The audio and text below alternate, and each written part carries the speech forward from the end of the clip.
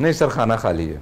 खाना खाली है? खाना खाली है। हो ये खबर है या नहीं, हकीकत है सर। अच्छा, नहीं हकीकत तो है, मगर ये मैंने कहा सिर्फ दुख का इजहार है, खबर है या दावत आम भी?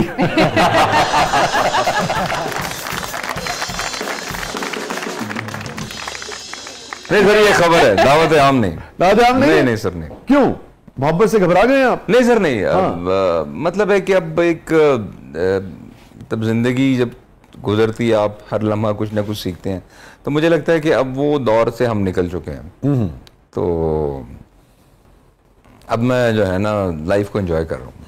तो खाना खाली रख के एंजॉय करना चाहते हैं? सर बिल्कुल, वो बेस्ट तरीका है सर। जब खाने में कोई होता है तो फिर सर बहुत सारी उसके जो है ना उसके कॉन्सिक्वेंसेस होते हैं। हाँ, तो वो खाना अब खाली हो गया। टाइम पास वास्ते वो खाने में बात कर सकते? नहीं, वो खाना फिर बड़ा भारी हो जाता है, बड़ा बोझ होता है खाने का। तो कभी इंज कर लिया, कभी इस खाने च, कभी इस खाने च, ओदी रोटी भी हजम होंदी रही, तुहाडे खाने भी ठीक रहे। वो ऐसा खाना है जिससे खाना खराब हो जाता है। यार बात अच्छी जी। अरबाज साहब, मैं आपकी बहुत बड़ी फ़ैन हूँ। प्लीज़ आप मेरे लिए कोई एक रोमांटिक गाना या एक रोमांटिक डायलॉग बोल दें। ओए ओए ओए, रोमांटिक सा गाना।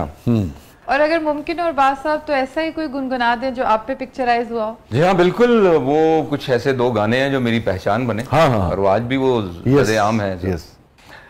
हो सके तो मेरा एक काम करो, हो सके तो मेरा एक काम करो, शाम का एक पहर मेरे नाम करो, हो सके तो मेरा एक काम करो।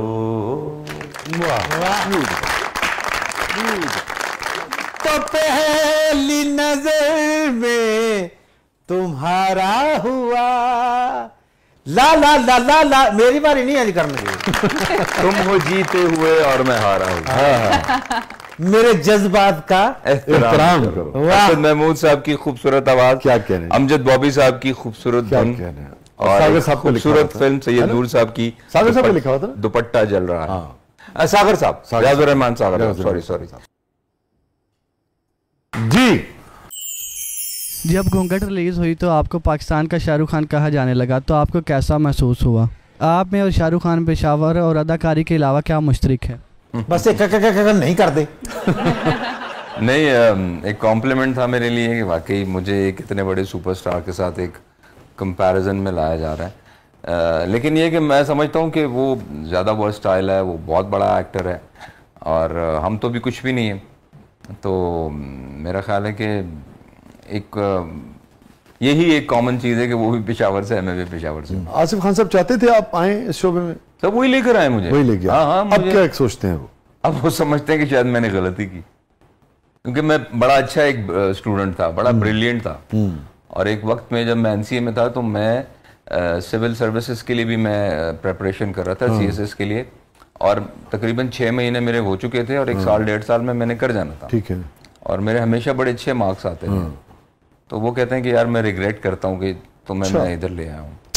बहरहाल मैं समझता हूँ कि नहीं, अल्लाह ताला जो करते हैं अच्छा ही करते हैं। आज इतने लोग चाहते हैं, इनके दिलों में मोहब्बत करते हैं, तो बड़ी बात है। कभी आप दोनों ने फ्रेम शेयर किया? जी हाँ, बहुत अच्छा, बहुत दफ़ा। बल्कि पहला वाला तो बड़ा इंटरेस्टिंग था। ये उर्दू फिल्म थी, बाजीगर फिल्म। इकबाल कश्मीरी साहब उसके डायरेक्टर थे और वो विलन थे, मैं हीरो था फिल्म का। और एंड विलन की तो पिटाई लगानी होती है। वो एक फाइट सीक्वेंस ऐसा बना। तो मैंने इनकार कर दिया, मैंने कहा मैं नहीं करूँगा। बाप पे कैसे हाथ उठा सकता है? तो उन्होंने कहा नहीं यार ये तो कैरेक्टर है। मैंने कहा यार जो भी है कैरेक्टर है या नहीं है, लेकिन मैं नहीं करूँगा।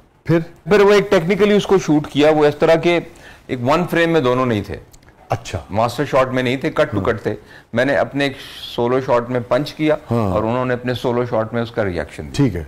जो हाथ बढ़ा उनकी जाने वो आपका नहीं था? नहीं, वो नहीं था। अच्छा, मेरा नहीं था। जो तो फिल्म रिलीज हुई है फिर उन्होंने बंदूकें काट ली और रबास खान किधर है, छोड़ेगा नहीं।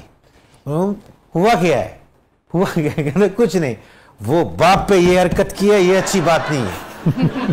ये कसमा देनो फिल्म दे विच मैं नहीं ये बात सही है सर, बड़ा रिएक्शन है, वाकई? बड़ा हैवी रिएक्शन है। अच्छा। हाँ हाँ सर बिल्कुल। 3 महीने पेशावर नहीं गए? तो सोशल मीडिया अपना था नहीं, लेकिन वो एक वो आता था। हाँ। और उसमें बड़ा टॉन्ट किया गया। हाँ।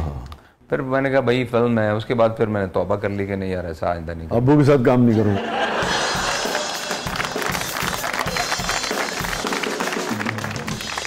एक फिल्म इन्होंने होर की है, ਉਹਦੇ ਵਿੱਚ ਵੱਡੇ हाँ खान वो साहब एक और फिल्म थी, पश्तो फिल्म थी हमारी, मेरी पहली फिल्म थी। और उसमें हमारी जो लवर होती है उसमें हम दोनों आशिक होते हैं, मेरे वालिद साहब भी और मैं भी।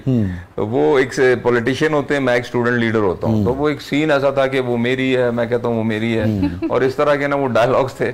मैं बड़ा एम्बैरस था, मैंने कहा ये क्या है वो। फिर वालिद साहब ने मुझे बकअप किया कि नहीं यार देखो तुम इस तरह बोलो, और जब मेरे साथ क्लोज में आते हो ना तो मेरी आंखों में आंखें मत डालो, मुझे चीट करो, मेरे इधर देखो। फिर इस तरह करते करते अच्छा, वो जब चली उसमें भी एतराज हुआ कि नहीं? नहीं, वो उसमें फाइट नहीं थी, उसमें सिर्फ कोई बातचीत थी। फिर लोग भी थोड़े से इम्यून हो गए कि यार अब तो, क्योंकि वो भी पश्तो के एक स्टार थे, वो भी हर फिल्म में होते थे। कभी मेरे वालिद था, कभी मेरे कॉन्ट्ररी। एक फिल्म होर सी, ਉਹਦੇ ਵਿੱਚ ਬਾਪ ਬੇਟਾ ਬਣੇ ਸਨ। अच्छा। ਇਹ ਪੁੱਤਰ ਸਨ, ਬਾਪ ਸਨ। डायरेक्टर ने कहा एक्शन, ਤੇ ਵੱਡੇ ਖਾਨ ਸਾਹਿਬ ਨੇ ਕਿਹਾ ਰਵਾਜ਼ घर जाओ। इन्होंने किक मारी, घर चले गए। डायरेक्टर कहता रहा कट रबाज कट। इन्होंने उत्थे जाके डायरेक्टर ने फोन किया, मैं वालिद साहब का बहुत ताबेदार हूं, कल शूटिंग हो गई। उन्होंने अगले दिन सीन ही चेंज कर दिया। जी शाह साहब, मेरा भी अब्बास साहब से एक सवाल है। सुना है इनके बारे में कि बहुत फूड लवर है, तो सबसे ज्यादा कौन सी चीज पसंद है? जी हाँ बिल्कुल, ये हकीकत है, मैं बहुत फूडी हूँ और मीट लवर। अच्छा हाँ, वो तो खैर। और दुम्बा, वाह दुम्बा कड़ा माय फेवरेट। वाह। लेकिन वजन तो बहुत आपका कंट्रोल्ड है। सर वर्कआउट करता हूँ बहुत। अच्छा करते हैं? कितनी देर करते हैं जो? सर मतलब है कि मैं 2 मील लेता हूँ दिन में। एक अर्ली ब्रेकफास्ट और एक जो मेरा मेजर मील है वो मैं शाम 6 बजे तक ले लेता हूँ। उसके बाद नहीं? उसके बाद फिर मैं नहीं खाता। 1.5 किलो दुम्बा ऐस पहाड़ी तो परली पहाड़ी थी हजम। ये बात सही है। अभी जो वो एक सवाल हुआ था और पब्लिक में भी सवाल हुआ था कि कभी दिल तोड़ा है। एक दिल मैंने तोड़ा था, एक दिल मैंने तोड़ा था। बड़ी अच्छी लड़की थी और बड़ी सिंसियर थी मेरे साथ। और होता है ना कभी कभी इंसान कुछ चीज़ों से दिल बर्दाश्ता होता है, तो वो ना चाहते हुए भी एक थोड़ा सा वेंडाटा उसके अंदर आ जाता है रिवेंज लेने के लिए। तो बंदा कहता है कि यार ठीक है, अच्छा ऐसा है तो ऐसे ही सही। तो वो एक लड़की थी, कराची से उसका ताल्लुक था, मैं नाम नहीं लूँगा। हमारी दोस्ती हुई और उसने मुझसे कहा कि देखो ये सिर्फ दोस्ती नहीं होगी, ये अगर तुमने मुझसे वो करनी है तो शादी करना पड़ेगी। मैंने कहा चलो ठीक है, हाँ मैं तुमसे शादी करूँगा।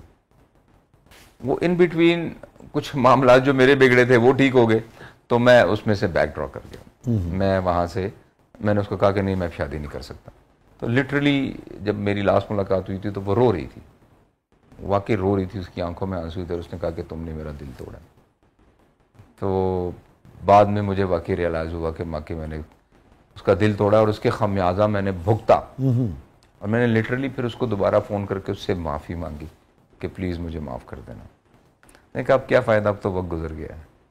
तो वो मुझे लगता है कि एक दिल मैंने तोड़ा और मैंने अल्लाह से भी बड़ी माफ़ी मांगी। लेकिन अल्लाह भी कहता है ना कि जिसका दिल तोड़ा है अगर वो तुम्हें माफ़ करेगा तो मैं तुम्हें माफ़ करूँगा। तो मैंने फिर पर्सनली उससे माफ़ी मांगी कि यार मुझे माफ़ कर दो। अगर आपको लगता है कि उस लड़की ने आपको माफ़ किया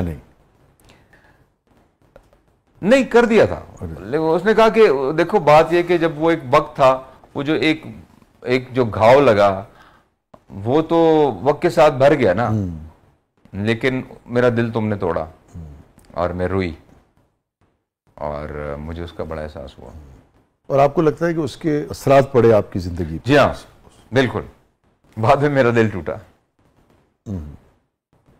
और उसकी वजह आप वो समझते हैं? बिल्कुल। और उसने मुझे कहा एक दफा कि देखना तुम्हारे साथ भी ऐसा होगा, और वो हुआ। तो होता है as you so social you. एक शूटिंग में कर रहा था फिल्म की और इकबाल कश्मीरी साहब डायरेक्टर थे, तो वो बड़े गुस्से वाले थे। तो मैं कहीं स्टक हो गया किसी कोई जगह, कोई दोस्त यारों में था, तो शूटिंग पे मैं लेट पहुंचा। तो मैं लेट पहुंचा तो बड़े गुस्से वाले थे, क्या हुआ? मैंने ऐसे कह दिया, मैंने कहा यार वो मेरा भांजा साइकिल से गिरा है, उसका हाथ टूट गया, मैं उसको हॉस्पिटल लेकर गया था। तो चुप कर गए, अच्छा अच्छा चलो फिर ठीक है। आप यकीन करें दूसरे दिन वाकई मेरा भांजा साइकिल चला रहा था, वो गिरा, उसका हाथ टूटा। मैं जाके सर पकड़ के मैं बैठ गया, उसकी मैं अपनी बहन से माफ़ी मांगू, अपने बहनोई से, बच्चे से। मैंने कहा यार मैंने झूठ बोला था, मैंने झूठ बोला था कि इस तरह हुआ है और ऐसा हो गया। और ऐसा सर और भी मैंने कुछ सुने वाकया, जब आप बच्चों की रेफरेंस से कोई बात करते हैं, कसम खाते हैं या उनका इस तरह के बहाने करते हैं ना, तो वो उनके साथ हो जाता है। तो लिहाजा कभी इस तरह के झूठ नहीं बोलने चाहिए। जो वक्ती तौर पे एक तलखी होनी होती है वो हो जाती है, आप सच बोले, फेस करें उसे, सच बोले। ये मेरा जिंदगी का एक अटमोस्ट अखज किया हुआ एक नतीजा है कि आप किसी भी मोड़ पर होना, कैसे भी हो, झूठ ना बोले, सच बोले। वक्ती तौर पर आपको परेशानी होगी, लेकिन इन द लॉन्ग रन जो है ना, आप बहुत सेटिस्फाइड रहेंगे, दिल बस जमीर हल्का रहेगा। दुरुस्त करें, दुरुस्त करें। वो जो सच को, किसी भी गलती को, किसी भी मुश्किल को, किसी भी तलखी को फेस करना जो है ना, वो इतना अजियतनाक या मुश्किल नहीं होता जितना झूठ बोलने के बाद उसके कॉन्सिक्वेंसेस। और हमारे यहाँ तो रूटीन है सर आजकल, तो जाओ अल्लाह की कसम, मुझे फलां की कसम, मुझे मेरे बच्चों की कसम।